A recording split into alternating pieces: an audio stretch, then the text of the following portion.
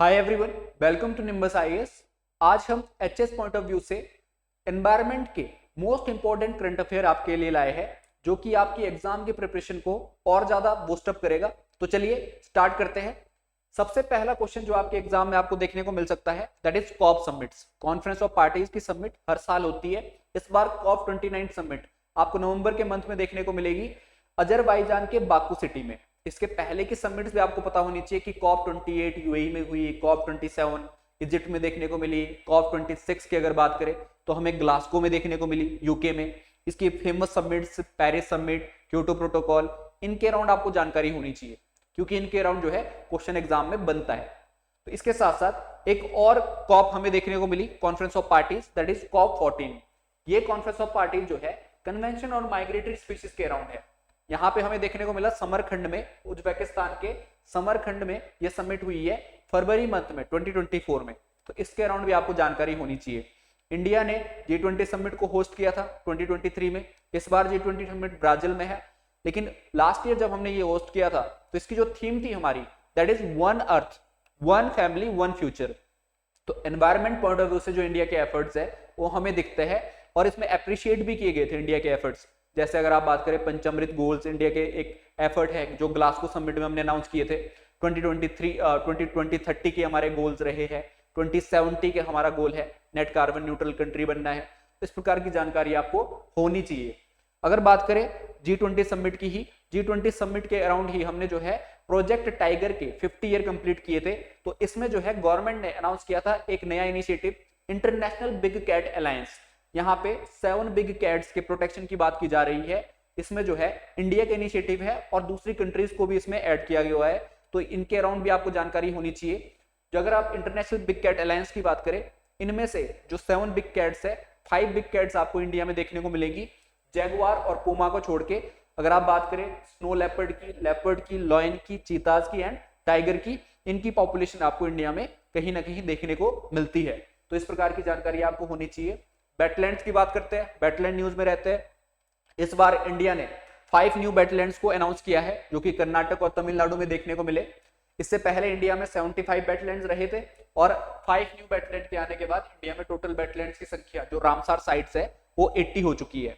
Ramsar convention जो कि हमें देखने को मिली थी ईरान में 2 फेब को, ये भी आपको जानकारी होनी चाहिए, 1971 में उसके तहत अनाउंस किए जाते हैं। इवन 2 फेब को वेटलैंड डे भी सेलिब्रेट किया जाता है वर्ल्ड ओवर। इंडिया में अगर आप ये 5 नए वेटलैंड्स की बात करें जो अनाउंस किए गए हैं, इनके नाम आपसे पूछे जा सकते हैं। मागडी केरे कंजर्वेशन रिजर्व की बात करते हैं, अग्नाशनी एस्चुरी की बात करते हैं, या फिर अंक समुद्रा वर्ल्ड कंजर्वेशन रिजर्व की बात करते हैं। ये वेटलैंड्स आपको कर्नाटक में देखने को मिलेंगे। इसके बाद Longwood Shola reserve and Karaivetti bird sanctuary, ये आपको जो है तमिलनाडु में देखने को मिलेंगे। इस प्रकार के वेटलैंड्स आपसे एग्जाम में पूछे जा सकते हैं। इसके बाद एक इनिशिएटिव है private organisation, that is Reliance group के द्वारा, इसको कहा जाता है बंतारा। ये जो है world biggest wild animal rescue centre जो है इन्होंने यहाँ पे ओपन किया है, बंतारा, दैट इज इन गुजरात में ये इनिशिएटिव लिया गया है। इसके अराउंड भी आपको जानकारी होनी चाहिए, बंतारा के अराउंड।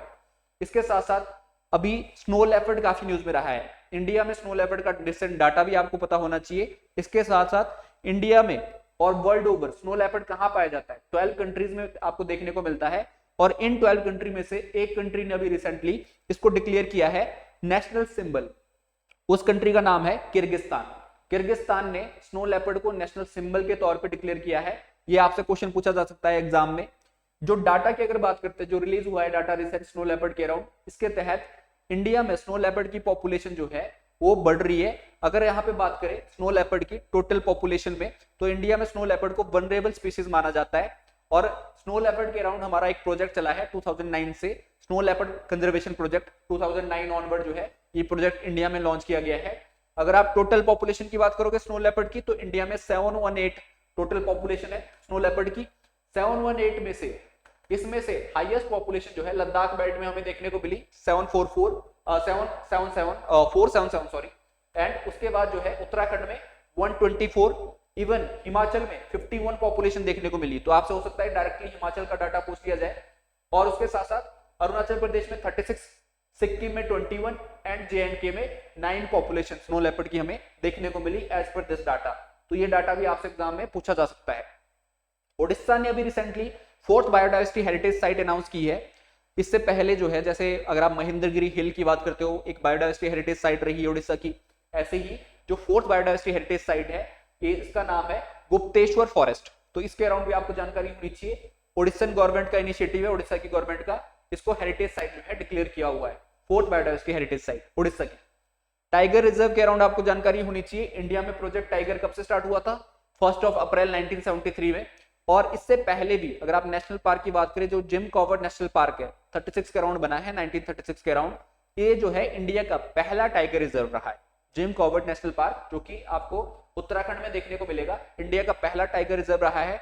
इंडिया के famous tiger reserve Uttarakhand belt में, मध्य प्रदेश में, ऐसे ही कर्नाटक में, या फिर राजस्थान, उड़ीसा, इस प्रकार के रीजन में जो है देखने को हमें मिलता है। ये एग्जाम में भी बहुत बार पूछे जाते हैं कि ये रिजर्व किस स्टेट में है, तो इसके अराउंड आपको जानकारी होनी चाहिए। अभी रिसेंटली कौन से रिजर्व जो है न्यूज में रहे हैं या फिर बने हैं, इसमें धौलपुर करेली टाइगर रिजर्व हमें देखने को मिला राजस्थान में, रानीपुर टाइगर रिजर्व ये हमें यूपी में देखने को मिला, Ramgarh Vishdhari tiger reserve Rajasthan again ये देखने को मिला, हाईएस्ट टाइगर रिजर्व जो है हमें देखने को मिलता है ये मध्य प्रदेश में। इवन मध्य प्रदेश में टाइगर की पॉपुलेशन भी हाईएस्ट है, followed by Karnataka and then Uttarakhand. तो इस प्रकार की जानकारी भी आपको होनी चाहिए। उसके बाद बात करते हैं एक नई न्यूज जो हमें देखने को मिली, ये है महाराष्ट्र के पेंच टाइगर रिजर्व में, महाराष्ट्र के पेंच टाइगर रिजर्व में पहला डार्क स्काई पार्क जो है ओपन किया गया है। इसके अराउंड भी आपसे क्वेश्चन बन सकता है कि किस टाइगर रिजर्व में ये देखने को मिला। इवन पेंच टाइगर रिजर्व का एक्सटेंट हमें मध्य प्रदेश में भी देखने को मिलता है, तो ये भी आपको पता होना चाहिए।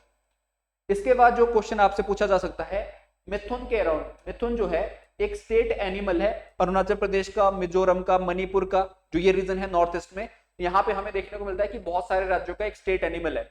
इसको जो है यहाँ पे FSSAI यहाँ पे हमें देखने को मिला, food safety and standard authority of India के द्वारा मिथुन को जो है एक फूड एनिमल जो है डिक्लेयर किया हुआ है। ये आपसे पूछा जा सकता है इसके अराउंड, और ये स्टेट एनिमल है बहुत स्टेट का, ठीक है, तो इसके अराउंड आपको जानकारी होनी चाहिए। इवन एक और न्यूज रही है जो सिटी ऑफ लेक है इंडिया की, उदयपुर सिटी ऑफ लेक जो है डिक्लेयर किए हुए है as a India first wetland city. Udaipur को जो है रिसेंटली इंडिया की पहली वेटलैंड सिटी जो है डिक्लेयर किया गया है। इवन उदयपुर में 5 फेमस लेक्स है वहां पे। अगर आप बात करें फतेह सागर लेक, रंग सागर लेक, पिचोला लेक, ये तो बहुत ही ज्यादा फेमस है, ऐसे ही सौरभ सागर लेक एंड दो तलाई लेक, इस प्रकार की लेक जो है आपको उदयपुर में देखने को मिलेगी। बहुत सारी लेक्स है उदयपुर के अंदर, तो इसलिए इसको सिटी ऑफ लेक भी कहा जाता है, और इंडिया की पहली वेटलैंड सिटी है उदयपुर। वर्ल्ड में अगर बात करोगे तो 2018 के अराउंड ये इनिशिएटिव स्टार्ट हुआ था, चाइना के वहां पे सिटी अनाउंस की गई थी। फिर उसके बाद 2022 में भी हमें देखने को मिले इसके अराउंड डाटा, और अभी भी हमें देखने को मिला उदयपुर के अराउंड। तो इंडिया की पहली वेटलैंड सिटी बनी है उदयपुर। इसके साथ साथ हमें देखने को मिला एक और टाइगर रिजर्व मध्य प्रदेश में हाईएस्ट टाइगर रिजर्व है, 7 टाइगर रिजर्व जो है देखने को मिला मध्य प्रदेश का। वीरांगना दुर्गावती टाइगर रिजर्व मध्य प्रदेश में, वीरांगना दुर्गावती टाइगर रिजर्व घोषित किया गया है रिसेंटली। 7th टाइगर रिजर्व है यहाँ मध्य प्रदेश का। अगर आप बात करते हो कुछ फेमस टाइगर रिजर्व की, तो संजय टाइगर रिजर्व देखने को मिलता है, कान्हा टाइगर रिजर्व मध्य प्रदेश में देखने को मिलता है, पेंच टाइगर रिजर्व हमें देखने को मिलता है, सतपुड़ा टाइगर रिजर्व हमें देखने को मिलता है मध्य प्रदेश के अंदर, पन्ना टाइगर रिजर्व आपको देखने को मिलता है यहाँ पे। इसके साथ साथ बांधवगढ़ टाइगर रिजर्व एंड जो रानी दुर्गावती टाइगर रिजर्व जो है अभी रिसेंटली घोषित किया गया है, 7th tiger reserve of Madhya Pradesh. तो इसकी जानकारी भी आपको होनी चाहिए। कुछ फेमस डेज के अराउंड जो है क्वेश्चन बनता है। लास्ट ईयर क्वेश्चन बना था फॉरेस्ट डे के अराउंड कि कब सेलिब्रेट किया जाता है या फिर थीम क्या है, ऐसा क्वेश्चन बना था। इस बार जो है क्वेश्चन आपसे पूछा जा सकता है wetland day. Wetland day international level पे 2 फरवरी को मनाया जाता है। इस बार थीम है वेटलैंड एंड ह्यूमन वेलबींग। तो इस प्रकार की जानकारी आपको होनी चाहिए। उसके बाद जो है एक और इंपॉर्टेंट डे जो है न्यूज में रहता है, दैट इज 3 मार्च को सेलिब्रेट किया जाता है हर साल। 3 मार्च को वर्ल्ड वाइल्ड लाइफ डे के रूप में सेलिब्रेट किया जाता है। और वर्ल्ड वाइल्ड लाइफ डे की इस बार जो थीम है that is connecting people and planet, exploring digital innovation and wild life conservation. इस थीम को भी आपने याद रखना है कि आपसे थीम भी पूछी जा सकती है वाइल्ड लाइफ डे के अराउंड। तो इस प्रकार की डेज भी आपको पता होनी चाहिए और वाइल्ड लाइफ की थीम भी पता होनी चाहिए। अगर आप इंटरनेशनल फॉरेस्ट डे की बात करें, लास्ट ईयर इसके अराउंड क्वेश्चन पूछा गया था, इसकी थीम पूछी गई थी। इस बार अगर इसकी थीम की बात करें 2024 में, तो थीम है forest and innovation, new solution for better world. इस प्रकार की थीम भी आपको पता होनी चाहिए। इसके साथ साथ even international water day celebrate किया जाता है 22 मार्च को। ये तो 21 मार्च को था फॉरेस्ट डे, 22 मार्च को इंटरनेशनल वाटर डे के रूप में सेलिब्रेट किया जाता है, वर्ल्ड वाटर डे, और इसकी जो थीम है that is water for piece. तो ये भी क्वेश्चन जो है पॉसिबिलिटी है कि आपके एग्जाम में आपको देखने को मिल सकता है। उसके बाद अर्थ डे सेलिब्रेट किया जाता है वर्ल्ड लेवल पे, अर्थ डे हर साल सेलिब्रेट किया जाता है। कब आपको देखने को मिलेगा ये 22 अप्रैल। तो 22 अप्रैल अर्थ डे सेलिब्रेट किया जाता है। इसकी थीम है प्लेनेट एंड प्लास्टिक्स। प्लास्टिक्स को अवॉइड करने की बात की जा रही है, तो इसके अराउंड जो है ये आपको पता होना चाहिए। इवन एक और इंपॉर्टेंट डे है दैट इज एनवायरमेंट डे। आप सबको पता है वर्ल्ड लेवल पे एनवायरमेंट डे सेलिब्रेट किया जाता है, और इस बार जो एनवायरमेंट डे है 5 जून को जो सेलिब्रेट किया जाएगा, उसकी जो थीम है accelerating land restoration, drought resilience and desertification progress. इसके अराउंड जो है थीम रखी गई है इस बार 2024 में। तो इस प्रकार की थीम की भी आपको जानकारी होनी चाहिए, ये पूछी जा सकती है एग्जाम में। इवन एक ओजोन डे अगर बात करें, ओजोन डे जो 16 सितंबर को सेलिब्रेट किया जाता है, लास्ट ईयर की थीम की अगर बात करें, वो थीम रही है that is Montreal protocol fixing the ozone layer and reducing climate change. तो इस प्रकार की थीम लास्ट ईयर से भी आपसे एग्जाम में पूछी जा सकती है। इवन सॉइल डे के अराउंड जो है थीम आपसे पूछी जा सकती है। वर्ल्ड सॉइल डे आपको देखने को मिलेगा 5 दिसंबर को। हर साल 5 दिसंबर को वर्ल्ड सॉइल डे सेलिब्रेट किया जाता है, और इसकी जो लास्ट ईयर की थीम थी सॉइल एंड वाटर और source of life, soil and water और सोर्स ऑफ लाइफ जो है इसकी थीम रही है लास्ट ईयर की। इस बार अगर आप बात करें वर्ल्ड बायोडाइवर्सिटी डे, जो बायोडाइवर्सिटी डे है सेलिब्रेट किया जाता है हर साल 22 मई को। इसकी जो थीम रही है, पहले तो ये डे आपको पता होना चाहिए कब सेलिब्रेट किया जाता है, फिर उसकी थीम पता होनी चाहिए। 2024 के लिए जो इसकी थीम है that is be part of the plan. Be part of the plan इसकी थीम है इस साल के लिए। वर्ल्ड बायोडाइवर्सिटी डे के रूप में सेलिब्रेट किया जाता है 22 मई को। उसके बाद जो है टाइगर्स की काउंटिंग, इंडिया में कितने टाइगर विद्यमान है आज की डेट में, कहां कितने प्रेजेंट है। जैसे मैंने कहा प्रोजेक्ट टाइगर स्टार्ट किया था, प्रोजेक्ट टाइगर के बाद जो है हमें कंटिन्यूअसली टाइगर की पॉपुलेशन इंक्रीज होती हुई दिखी इंडिया में। उसकी अगर बात करें डाटा की, तो 2018 में इंडिया में जो टाइगर थे दैट इज 2967, 2022 में इंडिया में टाइगर थे 3167, अभी जो है 3600 के अराउंड जो है बताए जा रहे हैं। तो इंडिया में टाइगर की पॉपुलेशन जो है कितनी बड़ी है, इनके अराउंड भी आपको जो है जानकारी होनी चाहिए। तो इस प्रकार की जानकारी आपसे एग्जाम में पूछी जा सकती है टाइगर्स के अराउंड। बिग कैट अलायंस जो है वो भी एक पार्ट है इसका, हर 4 साल में ये जो है टाइगर के अराउंड डाटा आता है। तो इस प्रकार की जानकारी आपसे एग्जाम में पूछी जा सकती है।